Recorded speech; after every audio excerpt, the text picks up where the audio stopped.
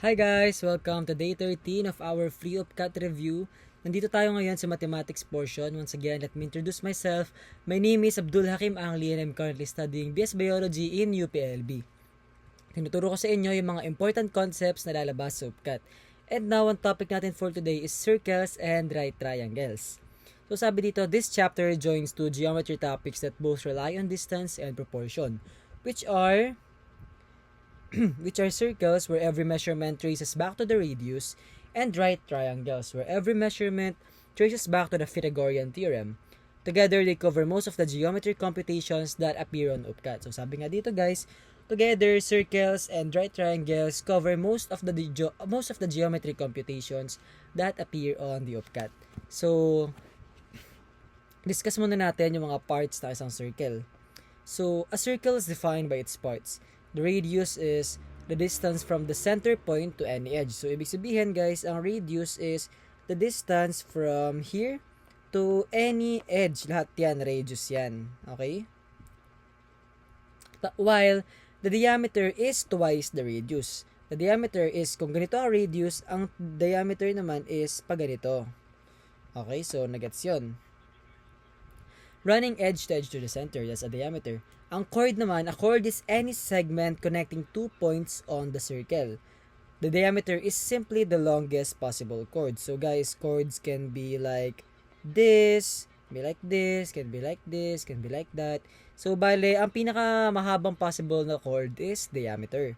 Kasi nga syempre, from center, 'di ba, from one point to another, tas nasa middle yung magpapass through siya doon sa middle, 'di ba?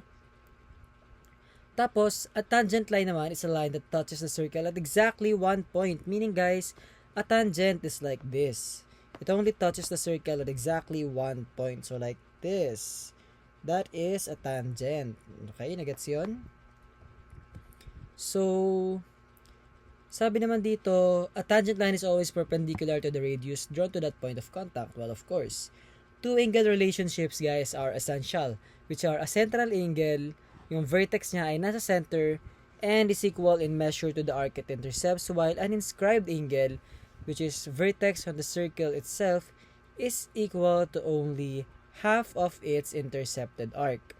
So, again guys, ang key points to remember natin again are the definition of radius, chord, tangent, and yung central angle din.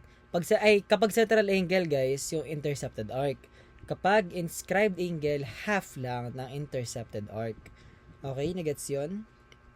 So, meron ditong worked example which you can just screenshot and try to answer on your own. So, try natin naman dito sa number 2, the Pythagorean theorem and special right triangles. Guys, for any right triangle, the Pythagorean theorem relates the two shorter sides to the longest side. Ibig sabihin guys, ganito kasi ang Pythagorean theorem. For any right triangle, the Pythagorean theorem relates the two shorter sides, which are the legs, to the longest side. Guys, di ba ang right triangle, ganito itsura, pa ganyan. So guys, nire-relate niya daw yung two shorter sides, which are this and this, and then, nire-relate niya dun sa longer side, di ba? Sabi? Always opposite the right angle. Kasi guys, di ba, ito yung right angle natin. Di ba, ang right angle is 90 degrees, which looks like this, di ba? So, the hypotenuse guys, the hypotenuse is itong kulay red na to, yung pinakamahaba yan, and it is always opposite the right angle. Kasi ito yung right angle natin ayan no. So nagets yun. Tapos guys, ito naman yung formula or ito yung definition ng Pythagorean theorem. This one, ayan mismo yung Pythagorean theorem, where C guys is the hypotenuse. Okay, so recognizing common Pythagorean triples saves valuable time on a calculator-free exam. Ibig sabihin, hindi mo na kailangan lagi mag-calculator when Pythagorean theorem is involved. Kasi pwede mo naman i-memorize to. Kasi pwede mo naman i-memorize to mga Pythagorean triples like 3, 4, 5, 5, 12, 13, 8, 5, 17, and etc. etc. So, ito naman, two special right triangles also appear often, which is 45, 45, 90 triangle. Okay? So, meron tayo ditong key points to remember. You can read that. As well as a worked example Meron din dito analogy para mas madali nyo siya maintindihan, pati na rin practice question. So, ayun guys, that's it for our topic ngayon sa mathematics. So, again guys, if you want this review material, learning materials, as well as mock exams, DM nyo lang ako para makuha nyo to lahat. Okay? For only 100 pesos. Tapos dito naman tayo sa science. So, pinag-isa ko na, no, yung science tsaka mathematics portion natin. So, ang topic natin for science is plants, its form and function. So, guys, alam naman natin na producers ang plants, 'di ba? Sila yung pinakaunang nakakain sa food chain, 'di ba? They're organisms that manufacture their own food rather than consuming other organisms for energy. Kasi nga, syempre, it's because of, number 1, photosynthesis. Sabi dito, photosynthesis is the process by which plants convert light energy into chemical energy stored in glucose. So, ibig sabihin nun, so, bale, di ba, alam naman natin na mayroong energy that comes from sunlight. Well, ang ginagawa lang naman ng photosynthesis is that it converts the light energy into chemical energy, which is in the form, or which is stored rather in glucose. So, ito yung reaction na yan. Ito yung reaction, guys, for photosynthesis. Ayan, di ba nga alam naman natin, bata pa lang na kaya tayo may nahihinga dahil sa mga puno. Well, that's because nga the photosynthesis produces oxygen. And ang kailangan, di ba, alam naman natin, di ba, na ututan mo daw yung halaman para maging masigla. Kasi guys, ang utot, carbon dioxide yan.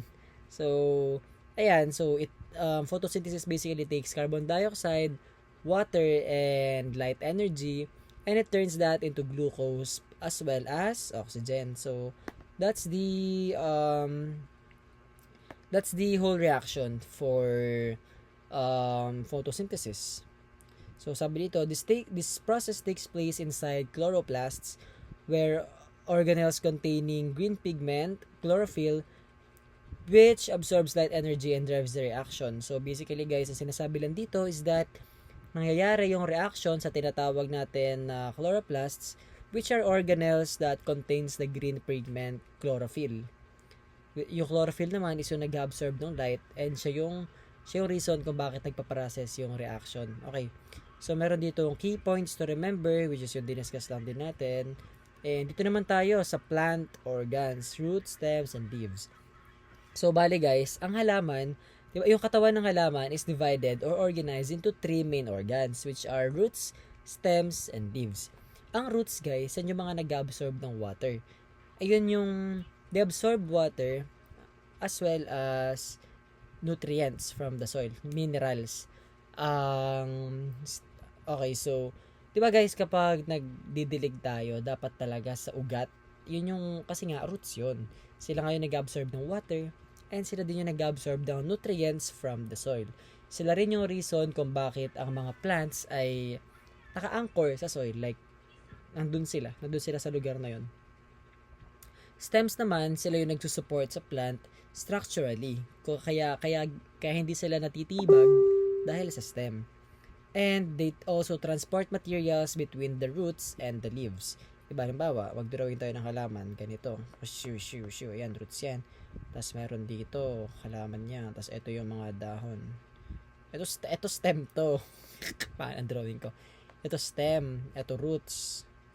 Ito leaves.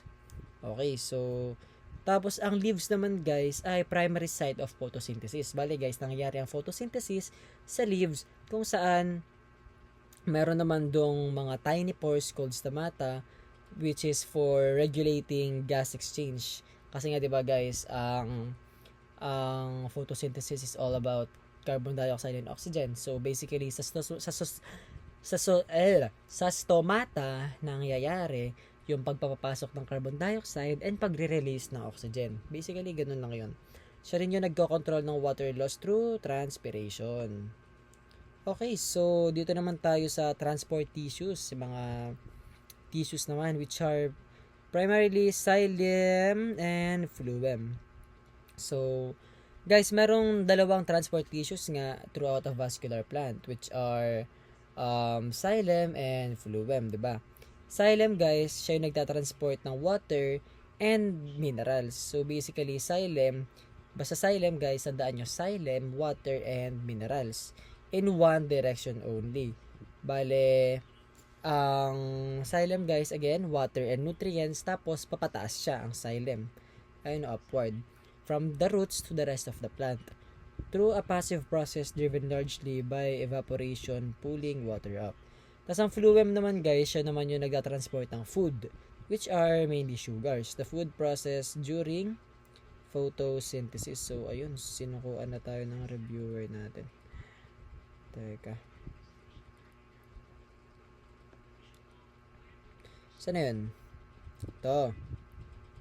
Which is the food produced. Okay, so, nakalagay. So, guys, tandaan nyo, ang xylem, guys, it only works in one direction, which is upward. Meanwhile, ang phloem naman, both directions siya. Wherever the plant needs them. Through an active process called translocation. You don't really need to be too familiar about that. Plants that possess xylem and phloem are classified as vascular. Most plants, including trees and flowering plants. Plants that lack these transport tissues, such as mosses, are classified as non-vascular, which is also why they remain small and grow low to the ground. So, yun nga guys, kapag ang isang halaman ay mayroong xylem at phloem, they are called vascular. Kapag naman wala, for example, mga moss, mga damo-damo lang, yun ay tawag ay non-vascular. And kaya sila maliit. Basta guys, ang vascular, malalaki yan, tapos yung mga non-vascular, maliliit lang. So, meron din dito about naman sa reproduction ng plants, namely angiosperms and gymnosperms. So guys, basta kapag flowering plants, tandaan nyo, yun ay angiosperms. Ang gymnosperms naman is mga seed lang. Okay? So yun lang yung pinagkaiba nila. Ito, ang angiosperms ay flowering plants wherein may mga prutas sila. Kasi nga guys, diba, flowers, yung prutas yan. Sa gymnosperms naman, sila yung naked seeds, often held in cones. For example, pine trees, mga mani-mani, ganun. Mga acorn, yun ay gymnosperms. So, meron din dito ang analogy as well as practice questions na pwede nyo sagutan. May answer key na rin yan. And again guys, kung gusto nyo ng learning material na to, just kindly DM me in my Instagram or in my TikTok account para makuha nyo to for only 100 pesos. May kasama na rin siyang mock exams. So, yun lang for today's video guys, and good luck sa inyong pag-take ng OPCAT. Bye-bye!